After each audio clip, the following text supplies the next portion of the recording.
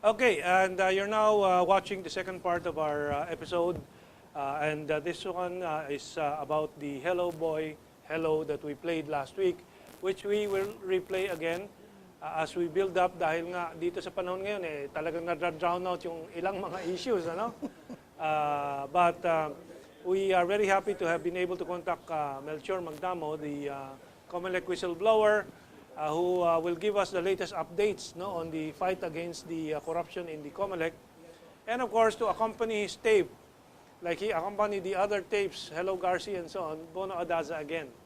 But let's go to Mel first, because we have missed Mel for a long time here. Mel, anong update? How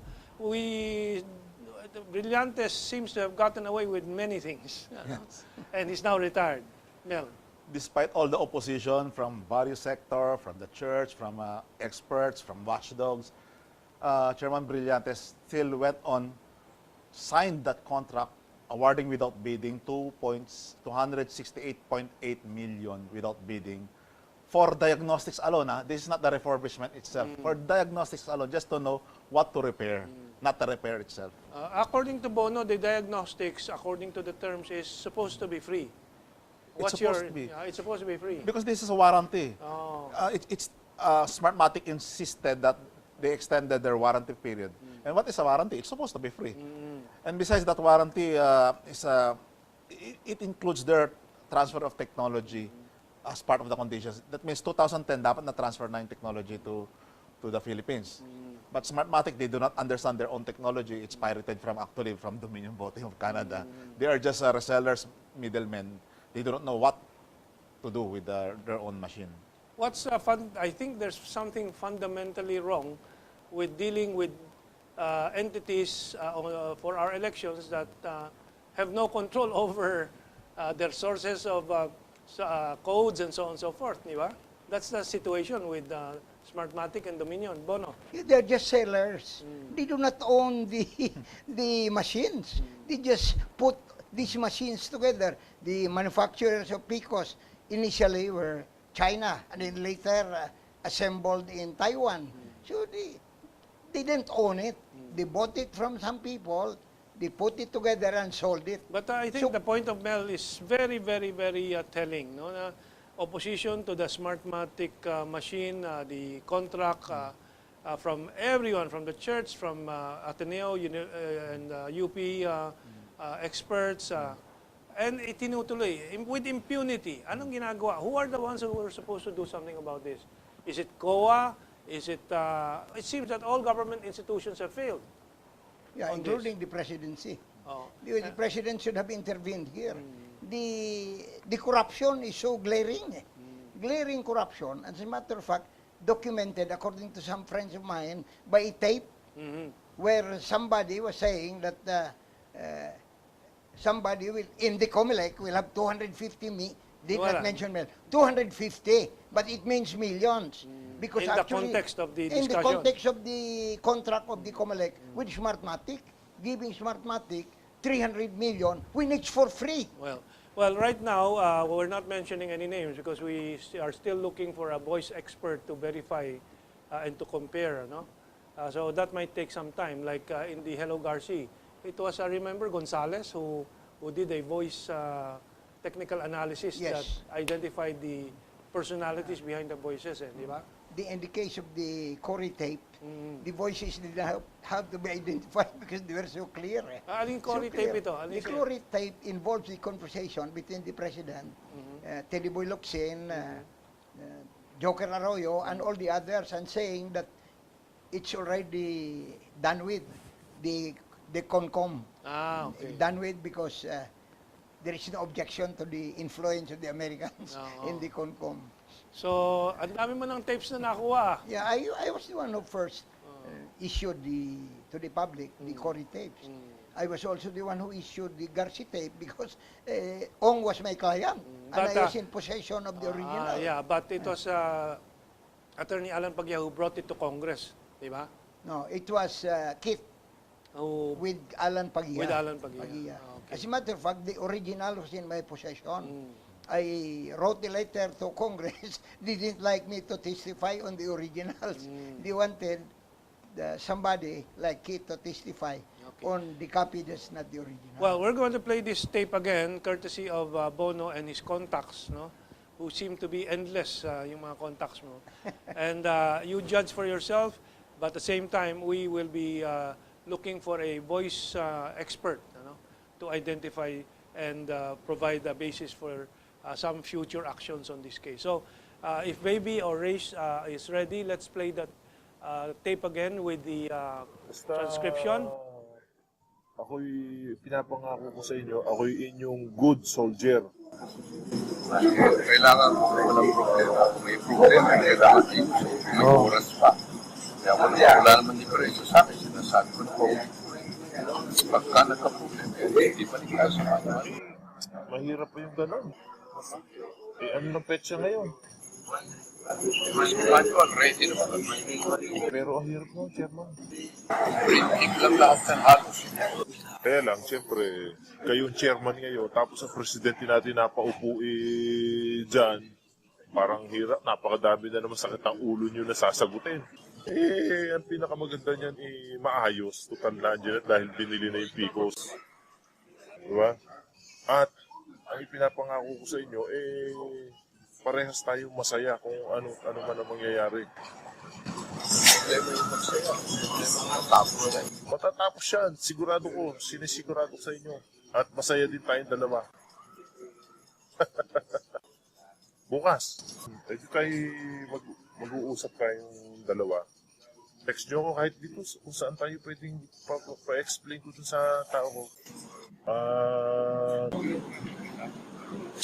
Tayo magkausap. Tayo din ang mag-aabutan, ako ang personal. At yung project, kung kakatuluyan. Tsaka na yung ibang usapan ko sila. Kung mag-apo yung takbo at hindi aabot, ba't ko pa paghihirapan sa rin ko, iwanan ko yan, hindi ko yung problema. Tuan. Iwanan ko na si Mike. Pero at least magkaliwanagan tayo, ay tutulungan kita. So ang ating huling usapan, ite-text ko kayo kung ano yung tatanong yung kila Dr. Ginny. Tapos, Kapag tanong ako ng konti, okay. ako magmumukhang marunong ka kung yan, tatanong. Correct. Tapos, kung isiset natin yung mga tao ko para i-explain, Bukas ng gabi, bukas ng gabi. Merkulis ng umaga. Okay, bukas ng gabi o Merkulis ng umaga. Thank you. Kailangan, sabi ko, kailangan eh. Ay, oo. At basta natuloy man yan, ay di 250 naman na sa iyo. Basta tayo nagkakaintindihan. Nakakakita ng ganun marami. Ngayon makakakita ka at makakakita tayong dalawa. Baka masira ko. Hindi. Wala kang kausap na iba, wala akong kausap na iba, pero uutusan lang natin yung mga tao natin. Ha? Okay. So, Bono, what would you have to add there to clarify?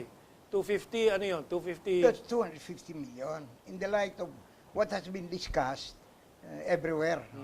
Since the contract involves 268 now. Initially, Finally, the final, it was 300 million. So in the light of the 268, the 250 is a part of the 268. And mahirap lang ma-count yung 250, baka maluluko ang isang tao dyan. Sa Pero kabibilang I think ng yung 250. question ni Mel is really the central point. Bakit they get away with it? They got away at 2010, removing safeguards. They got away with 2013, 60-30-10 manipulation. They get away with Smartmatic warranty na dapat libre, binayaran pa. What can the public do? We can bring in the case to court, but Bono and I and Ado Paglinawan brought We in have brought cases we to have- the court. how As many- a matter of fact, we disputed the elections 2010. 5 violations. The COMELEC erased virtually the safeguards as provided for by law. We presented it to the Supreme Court. It took the Supreme Court 3 years to give our petition due course. It was already submitted a few months back. And then when I filed a motion for immediate resolution, noted. Okay. By the Supreme Court. About So, 4 years. Mel, yung kaso mo naman from the super expensive envelopes and other cases, ano mga nangyari dyan? They are sleeping soundly in the office of the ombudsman. Next week, I'll file another set of cases, hoping to remind that there were some cases filed before, and this is just a continuation of the endless chain of cases. Are we saying, and I would say that, but how about you? Are you saying that the ombudsman apparently is in cahoots somehow to delay action on these cases, or even the Supreme Court, as in our cases? No, there is a Rip Van Winkle syndrome in our institutions. To remind people that Rip Van Winkle is that person who slept for 20 years and woke up after 20 years as if nothing had happened. That's what's happening to our institutions. Look at the massacre in Maguindanao. 4 years In ago, Mama it's being tried. Fasano. No, before the Yung Mama kay, Fasano pa. Yung kay 32. Ampatuan, Yeah, Ampatuan. 32 journalists How many years na were yan? involved. 4 years na. 4 years na. 4 na taon na. Wala pang nangyayari hanggang ngayon. Isn't there something wrong with our institutions? Mel, anything to add there? I will fully agree with Abono here that the problem is system-wide. Yeah. So I am just filing perfunctorily, no? Parang just going through the For motion. the record. For the record. only, for history, but the change must be from Siguro the entire nakikita naman ng bansa, ng publiko, ng taong bayan, lahat na mga kalokohan at kawalanghiyaan, anomalya na nangyayari na nakikita din nila yung mga lumalaban. And at some point, siguro the frustration will rise to become action. No? Hopefully. You're aware of the activities going on right now, rallies and so on. Are you involved in some of them? Would you care to announce some of the activities? Yes, after I leave this interview, Yeah, where are you getting ready going? for tomorrow in Mindiola, That's February 7, Mendiola. What time? 8 o'clock in the morning Hanggang anong oras? until Sawa. up to Sawa sana. Although the schedule is only 8 to 11. What's this action? Who is behind it? What is the reason? The request came from the wives of the Okay. victims of the SAF 44. Okay. So it's for them. It's a mass. Hopefully it's a million people mass. Hopefully. Okay. And then Involved ang mga pare dyan, ang simbahan din, some side factors of the church? yes, because it's a mass. Misa Okay, siya. so misa, okay. So it's So- a call for justice. Yeah. Do they understand what is the call for justice? The call What's for this? justice is for the whole government to resign. It's the government that is at fault, which will bring about systemic change. That's the only way to do it, because there is hardly any choice. Yeah, but in the past, EDSA 1, EDSA 2, the military is involved, and maybe even the US should be factored in as an element. No? Today, it seems that the military is neutralized, and the Americans are very happy with their little boy here in Malacanang, di ba? You know, Mentong, we have learned our lessons from these two experiences. We were so stupid to allow the SOBs to take over the government after the exercises. administration were overthrown. That will not happen again. I'm sure that will not happen again. And you were mentioning about the military not doing anything. Alam mo, the military is not unified all the time under any administration, because there are crooks in the military. But there are also people in the military who have good sense, no? And who love country. Between corruption and country, they choose country. Between friendship and country, they choose country. There are people in the military. That's why I'm telling them, please read Section 3, Article 2 of the Constitution, so that you will know what are your duties. The Armed Forces of the Philippines is the protector of the people and the state. It states people and state. It's not the protector of the government or administration. That's why the provision is very clear. Yeah. People and state, meaning territory, yung state, and people, the people of this country. They should study that, and if Okay. they want elaboration, Yeah. I'll be willing to do it. We'll have to set some time for that. I'll ask Attorney Mel, tomorrow, will the wives or some of the wives of the SAF 44 be there joining the mass action? Yes, some of the wives will really be there. For the others who could not be there, the relatives will be there. The Okay. uncles or the brothers will be there tomorrow. Okay. It's for them. Okay. So, who's playing that? Bono? That's by Beethoven. I think so. It's by Beethoven. Okay, so Mel, let's go back to COMELEC. You've been there and you were an official of the COMELEC. Anong nakikita mo dito sa bagong commissioners? What do you hear? Is it going to be a little better at all? Sistemang dapat Buong palitan. sistema, oh. Because kahit sino pang i-appoint dyan, kung gano'n ang sistema, the same thing will happen. Kailan talaga systemic change. Kasi ano yung, kaya gano'n ang behavior ng COMELEC, sa lalaki ng perang involved na yung buhusan ng pera. These are from disbursement acceleration plans, and we are talking here of not a few millions, but hundreds of millions and billions. That's why, kaya parang kung kumili sila, parang bulag at bingi na, pag nasilaw na, pag nandiyan na yung pera, they think differently. Two questions. Do you believe we should go back to manual voting and counting and then electronic transmission? And second question, do you still believe elections under the present system mean anything? As to going back to manual, you don't have to. But there are ways. There are ways of a parallel manual count. By just implementing the law as is, even if you use that same PCOS and just follow the law, activate all the safeguards, because Smartmatic has been paid for those safeguards, so they should not shut that off. Otherwise, they should solely bayad, no? So, I feel we can go on with genuine automation, not the fake automation that happened in 2010 and 2013. And then the second question. But many countries like Germany and others, no, even Australia, I think, is back into manual. And hindi ba yung manual naman sa Pilipinas, generally, lahat nabibilang, di ba? By midnight ata, no? Or by the end of the polling day. But anyway, that's a matter that we should continue to discuss. Bono, you have any? Talking about systemic change, I'm just proving that the events in the past, whatever system you used, will render the electoral process useless. 1947, the birds, the bees in Mindanao voted in that election, manual also. So the whole system is useless.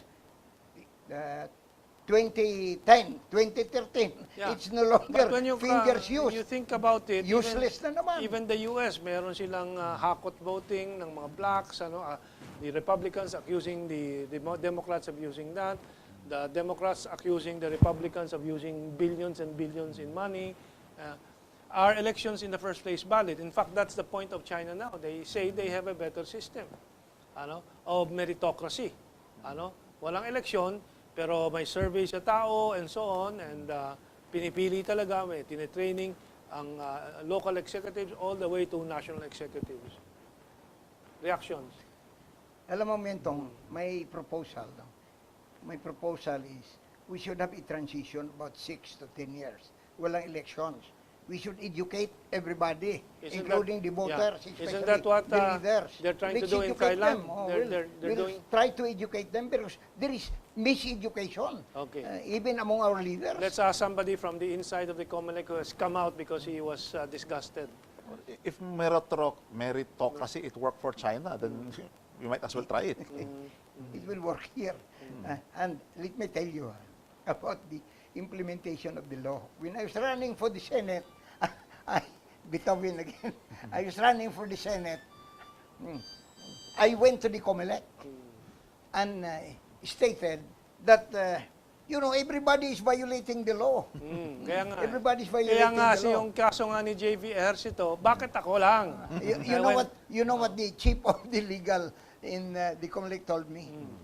Attorney Adasa, I agree with you.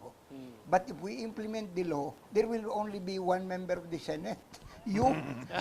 That's not possible. According to, in blatant terms, that's what he told me. It cannot be done because... So why are we, this country, still going through the exercise of elections? Because this country is governed by 3 sets of people. Ano yun? We have The 1 minute. politicians, most of whom do not know what to do except to fill their pockets as a rule. I'm not telling everybody. Number 2, the oligarchy controls the politics of the country. As a matter of fact, most of the politicians are the running dogs of the oligarchs. And what happens also is the people are conditioned by both the oligarchs and the politicians. Okay, let's go to Mel. Mel, anong final appeal mo sa ating audience? want to join to support the wives of the SAF 44 tomorrow. Tomorrow and That's tomorrow from today, no? yes. But that's February 7. February 7, February Saturday. 8 o'clock sa Mendiola. Okay, ano pa? There will be actually that will be non-stop. It will not stop tomorrow. There will be another big one on other Monday and actions. many others. Okay. Excellent, So, ah. I'll be joining you when I can walk straight. I have a foot problem right now. Maraming salamat po and have a good weekend. See you at Mendiola on Saturday. I'll be Saturday. there.